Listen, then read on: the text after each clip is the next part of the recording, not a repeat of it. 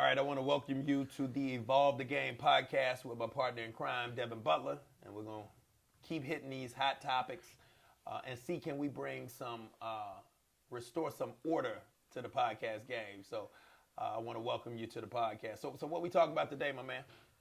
So today what we have is a topic that I was actually interested in talking about is youth actually killing the league. We have a lot of young guys that are playing in the league right now. I see a lot of bad basketball from a lot of different teams. It's a big gap. It's no really middle. It's either you suck or you pretty good. So is youth actually killing the league? Absolutely not. Youth isn't killing the league. Lack of experience is killing the league. If you look at literally in 1951, 52 and the start of this, right? All of this. The average age is pretty much what it was, what it is right now. It's not, it hasn't really changed. Now, it's been some spikes, but that age has averaged between 26 and 28 throughout the time. Here's the issue, though. The experience. When a person was 21, they weren't in their fourth year in the league. They were just getting out of college. So they were able to learn how to play in a system. You know, worst case scenario, hardship scenario, you're coming out in 3 years, right? You know, MJ came out his junior year. You know, Akeem Olajuwon came out his junior year. Barkley, yeah. You know, Clyde came out.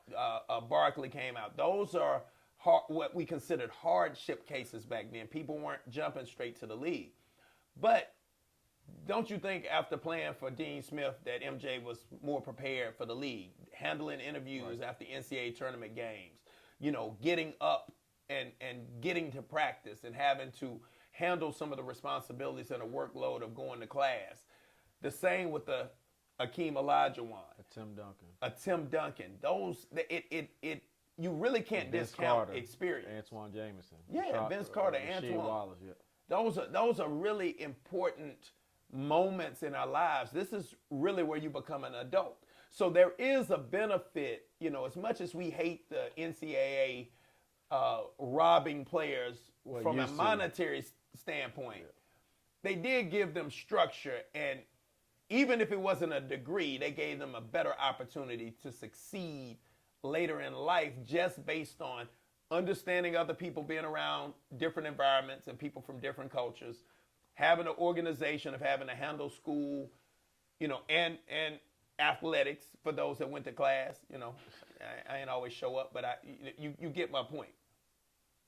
That's the issue now. So I think the lack of experience is the bigger issue and not the youth. It's the same age it's almost always been, but now your vet, if you're coming in the league as a 19-year-old, your vet is a 22-year-old. That's who's teaching you about life, teaching you about, you know, investing and being a professional. It's somebody who went through the same path as you, and their mentor was 23, right? So at what point, you know, do they have a chance to really have someone who's been there? Like Udonis Haslem is rare that he's, you know, in a place where he can teach these guys how to handle themselves as a professional, you know, even on the court, what to address and what to let go, how to come in and practice hard every day. That has a really high value attached to it, and I don't think every team has it. And those that have it are usually the better teams in the league. That have that type of veteran leadership. Those are the better teams. So I would say no. All right, so like the crazy thing is the vet on the Pelicans is who? Brandon Ingram, probably. And you know he's been in the league 6 years. 6 years. And he just turned 24. And just turned 24. 6 years in the league. Now think about that. 6 years in the league usually was a 28-year-old after college. Yeah. Think about that, a 28-year-old after college. Yeah. Right? So, you know, I think that's huge. So let's talk about it from a basketball standpoint. Obviously, when you're in a structure like a Duke, you know, Duke lets their players play a little bit more. So let me get away from that. But back in the old day, North Carolina or Indiana, Bobby Knight's system. So you learn how to play in the system, and more importantly, guys, you learn how to win. Playing hard and competing are two different things. Everyone doesn't compete. A lot of people play hard. To be honest with you, most aren't even playing hard anymore. So let's get the competing out of the way. No, they're not competing all the time. They're not always playing hard. But it's a difference between playing hard and competing. And I don't think our players compete at the level in which they can compete. And I think a lot of that starts with where they're coming from. They're coming from an AAU culture. It's no knock at AAU. It's a necessary evil in many regards. But the reality of it is, the truth is that they play a entertainment level game in AAU. It's a high scoring, low defense, low embarrassment model because you don't want to really defend because if you get snatched and you trip, you viral. So I ain't going to even really compete. I'm going to be all nonchalant. I'm going to act like I'm not really playing because I don't really want to get embarrassed. People don't put that hard hat on and not worry about, being embarrassed or going viral and just compete. All you got to do is compete. And I respect anybody of these young cats, Ja Morant's, who's another one that I love? It's somebody that's always on the tip of my tongue that I say I love the way they compete night in and night out. Ja is one of them, and it's one more, man. You might have to help me with this. Everybody on Memphis, pretty much. But you're talking about just as far as competing every night, trying to get himself a chance to win. Yeah, just compete. Like every matchup is an important matchup to him. It was somebody I was talking about the other night. Mitchell or Donovan plays hard, competes most nights. But it was somebody. It'll come to me. A young player? Huh? It's a young player? It's a young player. In the West or East?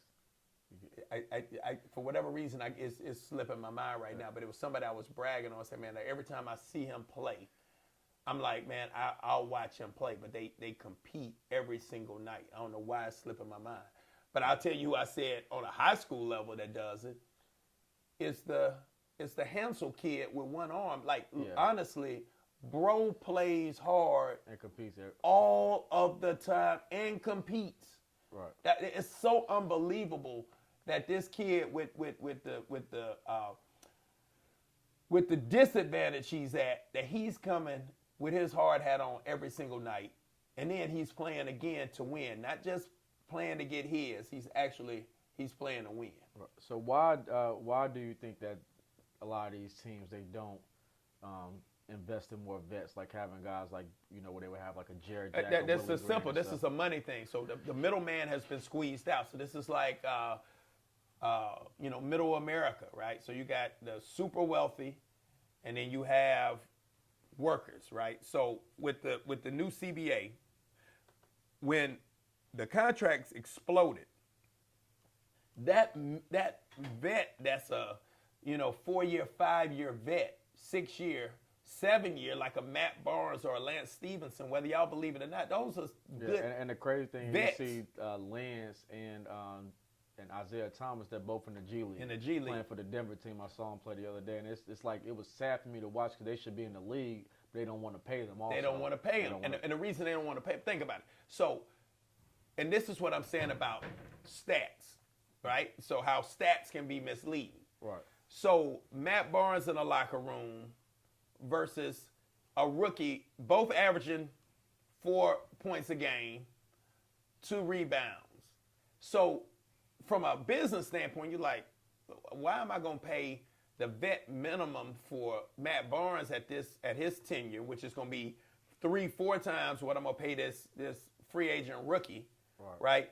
I want to save money because I got to pay my top player the $42 million. The second one's making $30 million, $28 million. Right. So I want to have enough to fill out the team unless I just want to go over the luxury tax. Right. But anybody who's trying to make a profit, you're not trying to go over the luxury tax unless you guaranteeing yourself you're going to win a championship.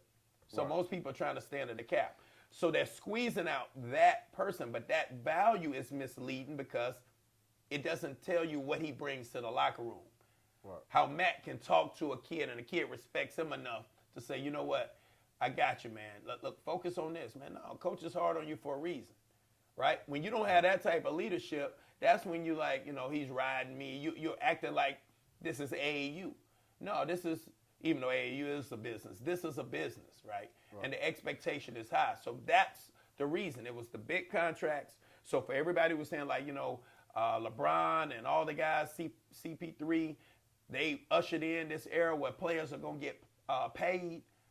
They also squeezed out that next tier of veteran that really needed to be in the league to make sure that people are still learning how to play the right way. And that's why you take a kid like a Malcolm Brogdon, right, who I trained back in the day. Malcolm had the experience. So he comes in as an older rookie, but his IQ is so much higher than everybody else in the league that it makes him, virtually puts him on an all-star level, close to an all-star. He's right at that cusp. Without having a super high skill level. Without having a super high skill level, but with an incredibly high basketball IQ, right? So he just understands angles. He understands how to funnel people defensively, defensive angles, knocks down open shots, takes care of the ball, right? He's just a smart ball player. But maybe 15, 20 years ago, Malcolm might have been a 9-point-a-game kind of guy based on the level of talent that was in the league and people who could actually play. And that's no knock. That's like, it's the proof that the model is busted because Malcolm is really having his way in the league, averaging 23, 24 points a game. That's huge. Right. That makes sense. So I guess what can change to be able to fix it then? They're going to have to pay. You're going to have to pay, and you're going to have to realize, and I understand it just may be a system that is you can't change it. It's broken. It's just a broken system because the money is there and you got to pay your top stars. So I know everybody wants to say out there in podcast land, oh, the billionaires got the money. Billionaires are into making money. That's why they are billionaires, right? We can keep discounting. Oh, they got the money. They got the money. They didn't become billionaires making bad investments, not watching profits, not doing this. Yes, they get money off owning their arenas and concerts and all. They still want every line item to be making a profit. Every entity that they have. Well, I'm not concerned with taking money over here to help this survive. It does give some exposure, things of that nature for the owner, but not enough for them to be sitting there losing money. And that's why you see some of the wealthiest people in the world not even be anywhere close to sports ownership. Your top, with the exception of like a Paul Allen, right? Yeah, that was some they don't own teams. Yeah, Paul, they don't, because they know it's not a huge profit margin. You have to really be a fan of the sport.